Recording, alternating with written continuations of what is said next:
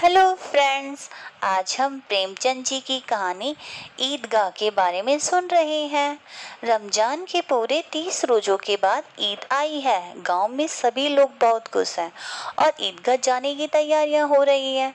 बस दुखी है तो अमीना। वह सोच रही है इस निगोड़ी ईद को किसने बुलाया है। उसका एकमात्र पोता हामिद बहुत खुश है।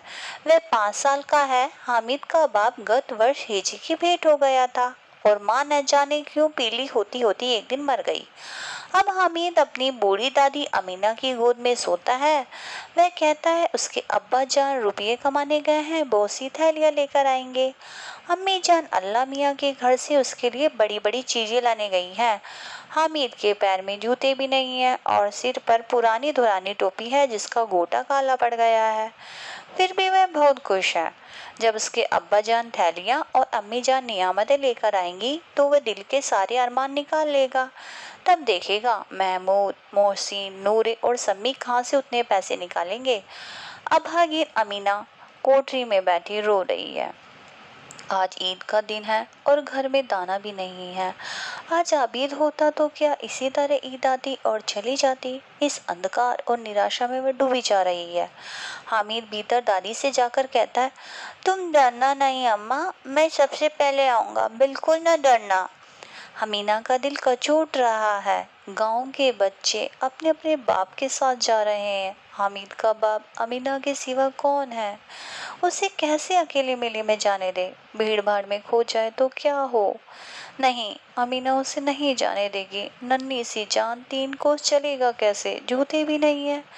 मैं भी साथ जाऊंगी, थोड़ी थोड़ी देर में गोद में तो ले लूंगी, लेकिन सवैया कौन पकाएगा। पैसे होते तो घर लौटते लौटते सारी सामग्री जमा कर लेती, लेकिन यहाँ तो घंटों चीजें जमा करने में लगेंगे।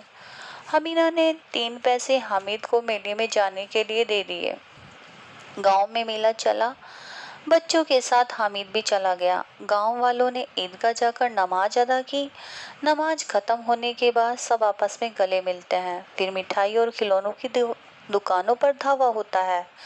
महमूद, मोहसिन, नूरे, सम्मी झूला झूलते हैं। हामिद दूर खड़ा खड़ा देखता रहता है।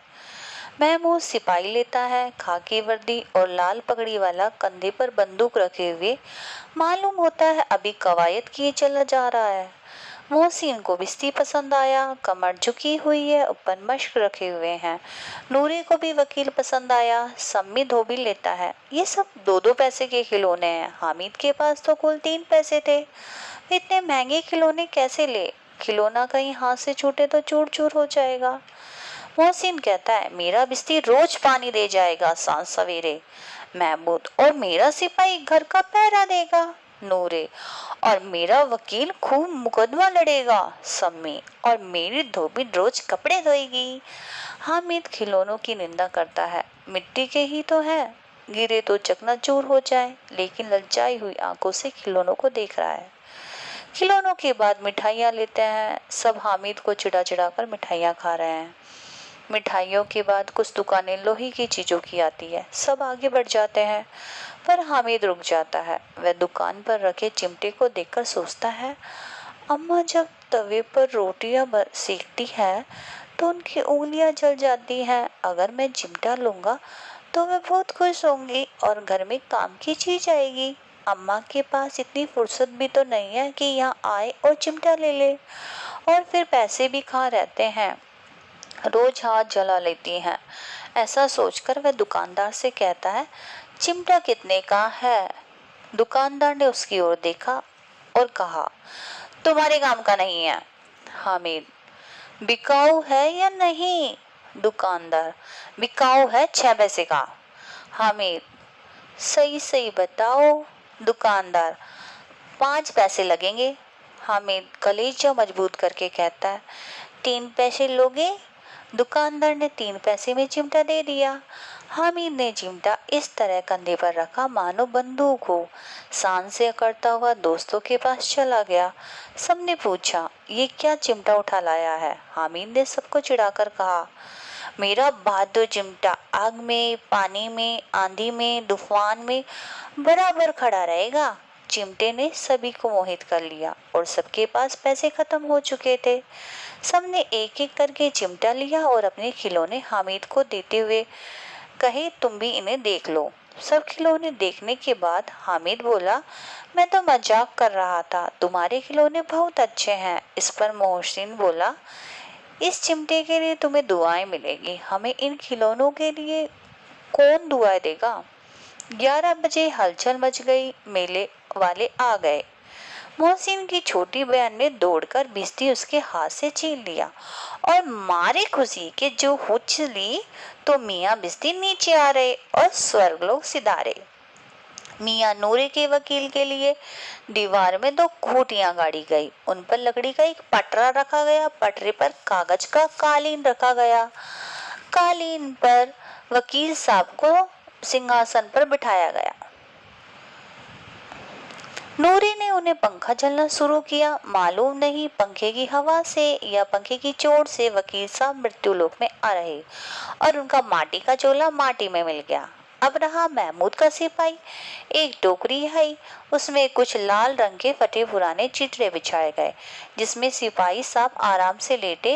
नूरे ने टोकरी उठाई और अपने द्वार का चक्कर लगाने लगे। उसके छोटे भाई उसके पीछे पीछे जगते रहो पुकारते रहे, मगर महमूद को ठोकर लगी और टोकरी उसके हाथ से छूट गई और मियाँ सिपाही अपनी बंदूक लिए जमीन पर आ जाते हैं और उनकी एक टांग भी बेकार आ जाता है। सिपाही को बिठाने के लिए दूसरी टांग भी महमूद ने तोड़ दी ताकि अपनी जगह पर बैठा बैठा पहरा देता रहे।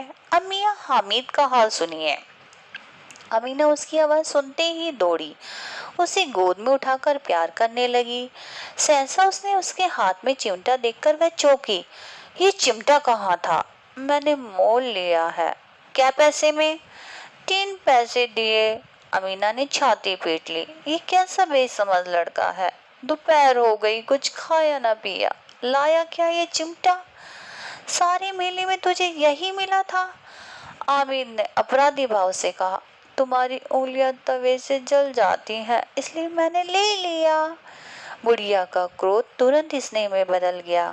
बच्चे में कितना त्याग, कितना सद्भाव, कितना विवेक है।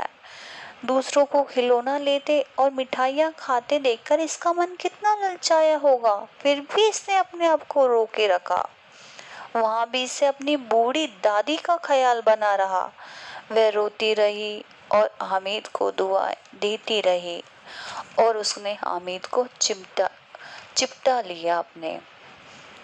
तो ये कहानी यही समाप्त होती है। Please like share and subscribe कीजिए।